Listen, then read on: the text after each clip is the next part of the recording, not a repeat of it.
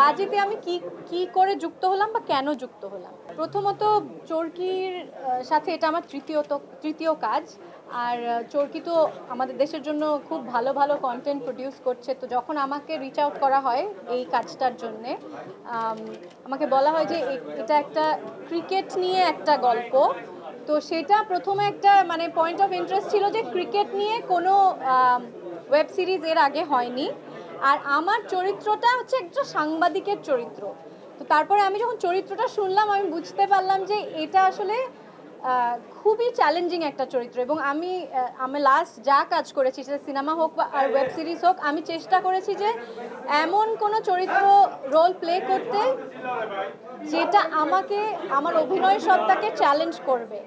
তো আমার মনে হয় যে আমি যে আমার চরিত্রের নাম জিনিয়া একজন ক্রিকেট জার্নালিস্ট, কিন্তু বিভিন্ন ধরনের এই বাজি রিলেটেড ইস্যুতে জিনিয়া অনেক ধরনের কি বলবো, ওকে অনেকগুলো লেয়ার প্লে করতে হয়েছে।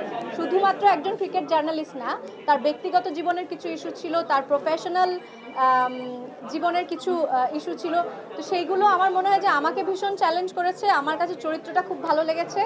আর আরও অনেক গুণী অভিনেতা অভিনেত্রীরা এখানে কাজ করেছে, সব মিলিয়ে আমি রাজি হয়েছি কাজটা করতে। দেন বাংলাদেশিরা ক্রিকেট খেলা সবাই দেখে। আর আচ্ছা, আমার মনে হয় যে আমরা সবাই ক্রিকেট প্রেমী বাংলাদেশিরা। আর অবশ্যই ক্রিকেট খেলা দেখা হয়। আমরা আমাদের দেশের ক্রিকেটাররা বিশ্বের মানে এখন খুব গুরুত্বপূর্ণ জায়গায় আছে, খুব ভালো করেছে, বাংলাদেশকে একটা বিশ্বে একটা অন্যতম জায়গায় নিয়ে গেছে ক্রিকেটে। তো ক্রিকেট খেলা তো সেই কারণে আমি বলছি, আপনার উত্তর ছিল আমি ক্রিকেট দেখি কিনা। হ্যাঁ, দেখা হয়। তবে হ্যাঁ, আমি বলবো না যে আমি খুব একটা জ্ঞানী এই বিষয়ে বা আমি ভীষণ ক্রিকেট বোদ্ধা, আমি সেই রকম না। কিন্তু জাস্ট একটা স্পোর্টস হিসেবে আমি এটাকে এনজয় করি। আচ্ছা, ভবিষ্যতের কথা এখন না বলি, আমরা এই প্রজেক্টের কথা বলি। অনেক দিন পর স্ক্রিন শেয়ার করেছি একসাথে। সেটা মানে শুধু যে তাসানের সাথে সেটা না, মনোজের সাথে অনেকদিন পরে কাজ করেছি, অর্ষার সাথে এই প্রথম স্ক্রিন শেয়ার করেছি। তো গুণী অভিনেতাদের সাথে, শিল্পীদের সাথে কাজ করতে তো ভালো লাগে।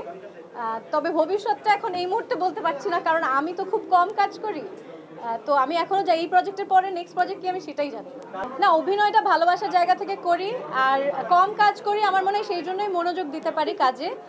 আর এইবার আমি বলি যে এখন আমার এই ঈদে এই বাংলায় এই বাজি ওয়েব সিরিজটা রিলিজ হচ্ছে চরকিতে।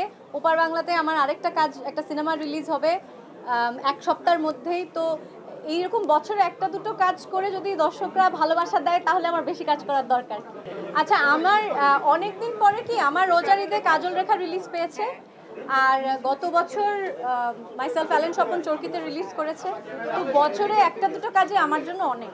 আমি বাংলাদেশে ওটিটি খুব ভালো করছে, চরকি তো ভীষণ ভালো করছে। অ্যাকচুয়ালি ওটিটি যেসব কন্টেন্টগুলো হচ্ছে, অন্য ওটিটির কন্টেন্টও সবগুলোর মান আমি বলবো যে আমরা বিশ্বমানের কাজ করছি আসলে। এবং আমি পৃথিবীর বিভিন্ন, শুধুমাত্র ভারত থেকে না, পৃথিবীর বিভিন্ন জায়গা থেকে আমি অনেক কমপ্লিমেন্ট পাই আমাদের বাংলাদেশের মৌলিক কাজ নিয়ে। ঈদ নিয়ে সেরকম কোনো পরিকল্পনা এখন আর নেই। ঈদ তো আর এখন আমার জন্য আর সেরকম কিছু মানে ভাবা হয় না। আমার মেয়ের জন্য নতুন জামা, কোথায় বেড়াতে নিয়ে যাবে বা ঈদের ছুটিতে কোথায় যাবে, সেটা ওকে ঘিরেই, আমার মেয়েকে ঘিরেই ঈদটা প্ল্যান করা।